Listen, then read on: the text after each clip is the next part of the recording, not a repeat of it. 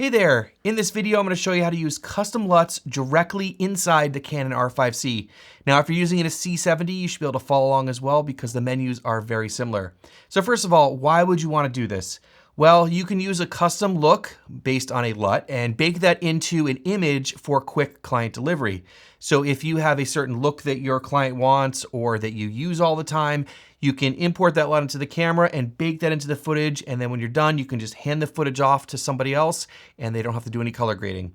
You can also use it for live streaming, which is something that I've done with my R5C. So I've developed a very simple LUT to do my conversion and make it look how I want in my studio here, given a certain lens. I put that in the camera and it will send that signal out with the LUT embedded over HDMI, and I can capture that on my computer and get the look I want when I'm live streaming. Now, if you have a LUT that you use for your normal grading, kind of the LUT that you just apply to most of your footage, you can also use this as a display LUT when you're shooting in RAW, and more on that later. So let's get into the camera and I'll show you how to do this. All right, so let's dive into the menu here. And we go over to the second tab over, the custom picture tab, and we go down here to select CP file. You can see that I have Canon Log 3 selected, which is what I use all the time, probably what you have your camera set onto right now. And if you click on this and you go into edit, you can actually edit this. And right now it is protected because I don't change these settings. But if you want to, you can go in and customize this. So go to unprotect. And then you can come in, you can change all the different stuff in here, but I usually recommend just leaving it as is. If you make a mistake or you want to go back to where it was, you can always hit reset and then come here and make sure you reset it to Canon Log 3, and this will put Canon Log 3 back in the C2 Canon Log 3 picture profile. So I'm gonna leave it protected, which is how it comes. So let's back out of this. And when you go to the different files here, as I said, we are in Canon Log 3, there's different options, BT709 YDR, all these different ones here. Canon 709 is actually a good 709 profile for just a baked-in look if you just don't want to add a custom LUT. Now, if you go down below that, you see there's all these user sections, so C9 all the way down to C20, and you can customize any of these to whatever you want. Now, user 9 I currently have set up for my live streaming LUT, like I was saying before. So let's go to C10, but you could be doing this in any of these here, and you could select and save a whole bunch of different LUTs in here for all different looks. So if we go under C10 here, we're going to edit the CP file. And you can see that it's unprotected. Of course, this is a user profile, so it should be unprotected. And if you go down here, you want to make sure that you're choosing the proper gamma, color space, and color matrix. And this is important because whichever LUT that you are using, it's going to be based on this gamma and color space. So most of us are using Canon Log 3 in Cinema Gamut, and most of the LUTs that you find will be based on that as well. So that's what you want to use here. So if you change this to, let's say, BT709, if you use a LUT that's based on footage that it should be receiving from C-Log 3 Cinema Gamut, it's not going to work properly. So make sure your base gamma and color space is set to Canon Log 3 and Cinema Gamut, unless you have something else going on. If you have just a creative look that's going on top of 709 footage, you could start in 709 and add that, but most of the time this is what you want to use here. So scrolling down here, we see that the look file is turned off and also grayed out, and that's because we don't have a look file built into user 10 yet. So we're going to go into look file setup and I'll show you how to bring the LUT in there. Now, the look file is what Canon calls the LUT, and so you can customize it and stuff, but basically think of the look file as your LUT. So let me talk to you about how to add the custom LUT in here. So first of all, the LUT file that you are going to use needs to be a 17 or 33 point cube LUT file, and it can't be over 2 megabytes. The name of the file also can't be over 65 characters, and it has to consist of numbers, upper lowercase letters, underscores, hyphens, periods, and single spaces. If it has any other characters, it's not going to work. Now, the way that we get the LUT into the camera, first of all, take an SD card and put it in your camera and format the card. Yes, it has to be an SD card, not a CF Express B card.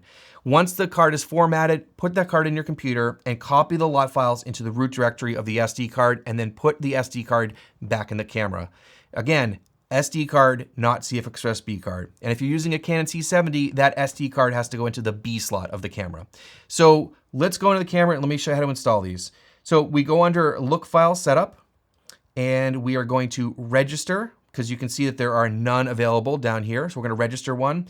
And here are some different LUTs, and this would be a point where I would tell you that I'm gonna sell you my LUTs, but I'm not gonna sell you my LUTs because I don't have any LUTs to sell. So what I do recommend is you go check out my buddy Tyler Edwards. He sells a bunch of LUTs. He's an amazing filmmaker and also a YouTuber, so also check out his YouTube channel. I will leave a link down below for his LUTs. He has LUTs for Canon, Sony, Red, a whole bunch of cool stuff in there. And he also said for all of you guys that he's gonna give a 10% discount. So I'll leave that coupon code linked down below. So after you select the LUT here, we have Tyler's crispy LUT. We're gonna select that.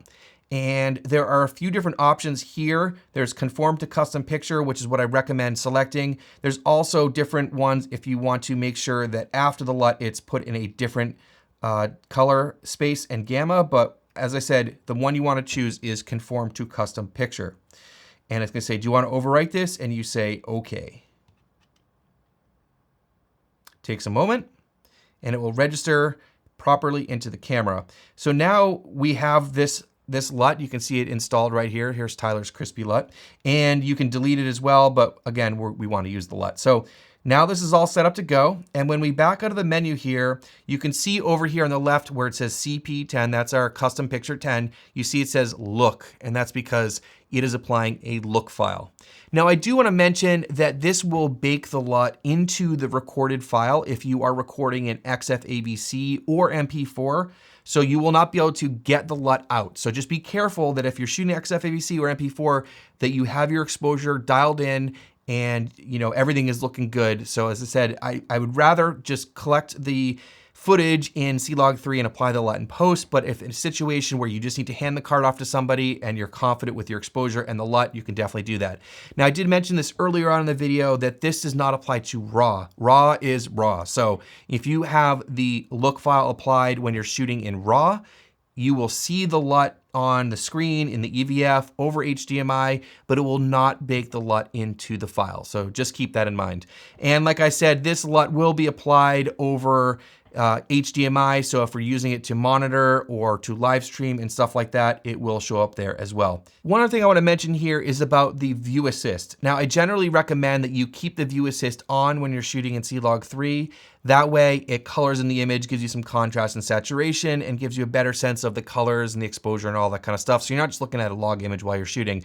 The problem here is that if you use view assist and leave that on, it will actually put that over the look file or the LUT that you already have going in there. And that's gonna be a problem because it's gonna look absolutely horrible. So when you go into the menu here, we want to go over to the monitoring setup here and over to the 7th tab over. There is the view assist for LCD. There's a view assist for viewfinder, and there's a view assist for HDMI. Make sure those are all turned off or it will look absolutely horrible and it'll have way too much contrast and saturation and just won't be accurate. It did automatically turn these off when I turned the look file on when I went to that custom picture profile, but just make sure they're off, otherwise it's gonna get pretty wonky. Last thing I want to mention as a warning about using LUTs and the look files and the stuff we've talked about in this video is that the manual says that some of the exposure assist tools may not work properly, such as false color and waveform. So the manual says that when a look file registered to the custom picture file is active, the color displayed may not be that of correct brightness level, and that's going to be for your false color. And it also says in regards to waveform, the displayed luminance may not be at the correct level. So just keep that in mind that it may not be as accurate as it's showing on the screen. So your mileage may vary, and make sure you experiment and understand what your exposure should be properly before you start recording. This will vary, of course, depending on the different LUTs that you're using. So I can't give general advice here. Well, hopefully this video is helpful for you. I know this information is rather hard to find and a little bit tricky in the R5C and the C70, but now you know how to use custom LUTs in your R5C or C70. I really appreciate you watching, and if you got value out of this video, please hit subscribe down below. Thank you for watching, and if you'd like to learn more about the R5C, here are a few videos over here to check out. We'll see you in the next one.